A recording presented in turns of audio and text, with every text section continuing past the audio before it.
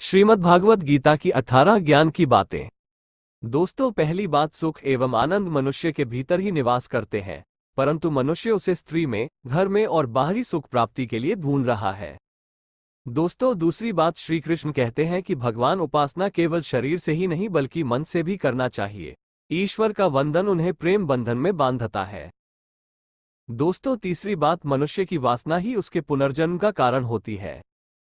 दोस्तों, चौथी बात, मनुष्य इंद्रियों के अधीन है, इसलिए उसके जीवन में विकार और परेशानियां आती हैं। दोस्तों, पांचवी बात, मनुष्य के अंदर धैर्य, सदाचार, स्नेह और सेवा जैसे गुण सत्संग के बिना नहीं आते हैं।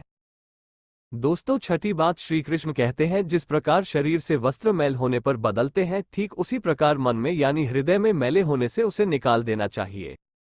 दोस्तों, सातवीं बात, जवानी में जिसने ज्यादा पाप किए हैं उसे बुढ़ापे में नींद नहीं आती है, उसे वह पश्चाताप में बिताते हैं।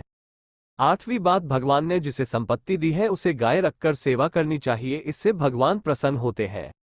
नौवीं बात, जुआ, मदिरापान, परस्त्री गमन, अनैतिक संबंध, हिंसा, असत्य, मद, आसक्ति और निर्दयता, इन सब में कलियुग का वास है, इसलिए इसका और एक नाम है घोर कलियुग।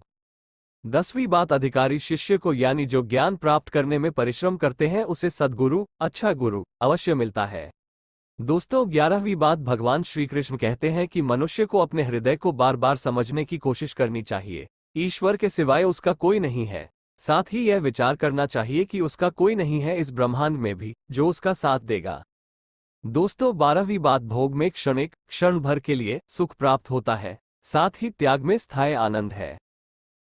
दोस्तों, 13वीं बात, श्री कृष्ण कहते हैं कि सत्संग ईश्वर की कृपा से मिलता है, परंतु कुसंगति में पड़ना मनुष्य के अपने ही विचारों के कारण होता है। 14वीं बात, लोभ और मोह माया, किसी से अधिक लगाव, पाप के माता पिता कहे जाते हैं, साथ ही लोभ पाप का बाप ही है। 15वीं बात, श्री कृष्ण कहते हैं कि स्त्री का धर्म है कि रोज तुलसी और पार्वती का पूजन करें, इससे उनकी सुख समृद्धि हमेशा बने रहते हैं। दोस्तों, 16वीं बात, मनुष्य को अपने मन और बुद्धि पर हमेशा विश्वास नहीं करना चाहिए, क्योंकि ये बार बार मनुष्य को दगा देते हैं। खुद को निर्दोष मानना बहुत बड़ा गुनाह साबित होता है।